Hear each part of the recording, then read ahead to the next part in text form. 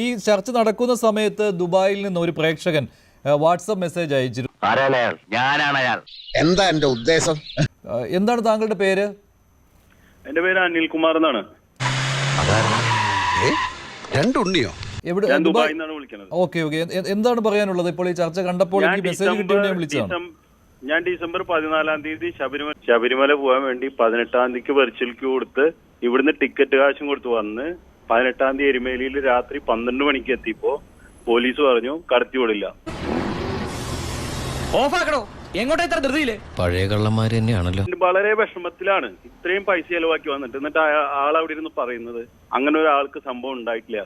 ഇവരെന്താണ് ഇങ്ങനെ കണ്ണടച്ച് എന്തിനാണ് ഇവരിങ്ങനെ ചെയ്യുന്നത്? നേതൃത്വം കൈയാളുന്നത് വിവരമില്ലാത്തവരാണെന്ന് അവൻ പറഞ്ഞതിന്റെ അർത്ഥം ആശാൻ മണ്ടനാണെന്നല്ലടാ. 17 മണിക്കൂർ ക്യൂ ആണ്. എന്റെ മോന് 7 വയസ്സായിട്ടുള്ളൂ. എന്റെ കൂടിയുള്ളത് 70 വയസ്സായി. ശ്രീ അനിൽകുമാർ, ഇത് ആവർത്തിച്ച് ഇവിടെ പറഞ്ഞിരുന്നു. നമ്മളെല്ലാവരും കണ്ടതാണ് ഈ ദൃശ്യങ്ങളൊക്കെ. അനിൽകുമാർ അദ്ദേഹം ഇത് സമ്മതിച്ചിട്ടില്ല ഇതുവരെ. ശരി, പറഞ്ഞു.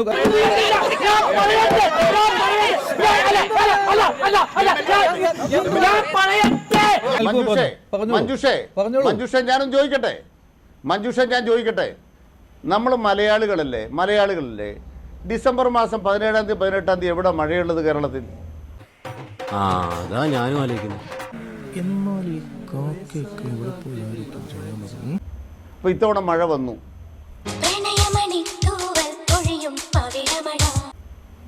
ഡിസംബർ മാസം 17-ാം തീയതി 18-ാം തീയതി മഴ വന്നു. അതുകൊണ്ട് ഇപ്പൊ എന്താ നീ എന്താ ഉദ്ദേശിച്ചത്? ഒന്ന് വിളിച്ചോണ്ട് പോടോ. നിങ്ങൾ എവിടേക്കാ പോണത്? ശബരിമലയിലേക്കാ പോണത്? മലയാണ് ഇവിടെ. സ്വാഭാവികമായി അവിടെ ചെള്ള വന്നതിന് ആരൊക്കെ ഉത്തരവാദിത്തം? ഡിസംബർ മാസത്തിൽ കേരളത്തിൽ വയനാടാണോ വരൾച്ചയാണോ?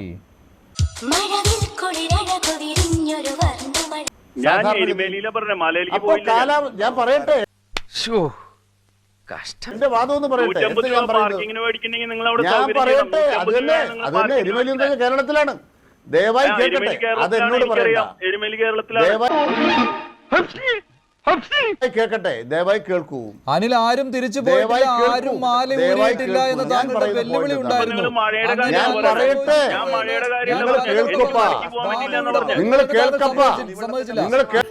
നിനക്കതൊക്കെ എങ്ങനെയാ സാധിക്കുന്നത്? മറുപടി പറയാം. അനിൽകുമാർ, ദയവ് ചെയ്ത് അങ്ങേക്ക് മനുഷ്യത്വമുണ്ടെങ്കിൽ അദ്ദേഹത്തോട് മാപ്പ് പറയണം. അലമ്പുണ്ടാക്കാൻ നാണമില്ലാത്തവൻ.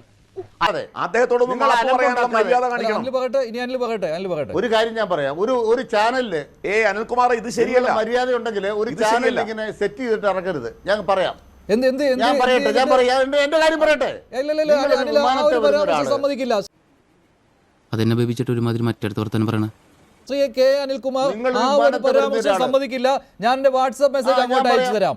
ഈ അനിൽകുമാർ എന്ന വ്യക്തി എനിക്ക് അയച്ച വാട്സ്ആപ്പ് മെസ്സേജ് താങ്കൾക്ക് ഞാൻ അയച്ചു തരാം. എനിക്ക് ഈ വ്യക്തി അറിയില്ല. എന്റെ ചോദ്യം, ഡിസംബർ മാസം 18-ാം തീയതി മഴ പെയ്താൽ അതിന്റെ ഭാഗമായി ശബരിമല ദർശനത്തിന് തടസ്സം വരുമോ?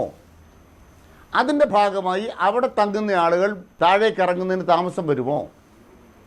നിങ്ങൾ ഒരു കോമൺ സെൻസ് വേണ്ടേ? അത് ശരിയാ. എന്റെ പോയിന്റ് ഇത്രേ ഉള്ളൂ. ശബരിമലയില് എരുമേലിയില് വെള്ളം ചെളി വന്നു എന്ന് പറഞ്ഞു. ഈ ഡിസംബർ മാസത്തിലെ ഉണക്കിൽ അവിടെ എങ്ങനെ ചെളി വന്നു? ചെളി വരാൻ കാരണം മഴയാണ്. നമ്മൾ മനസ്സിലാക്കേണ്ടത് കടുത്ത മഴ വന്നുകൊണ്ടല്ലേ അവിടെ ചെളിയായത്. Flash back. ജപ്പാനിൽ മഴ പെയ്യുന്നത് എങ്ങനെ?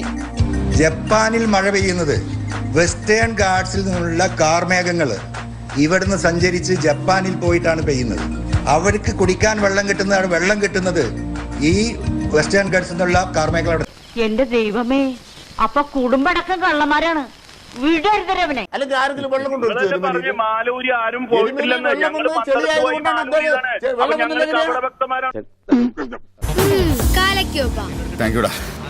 ഇങ്ങനെ നാറാനൊരു ചങ്കൂറ്റം വേണം കേട്ടാ.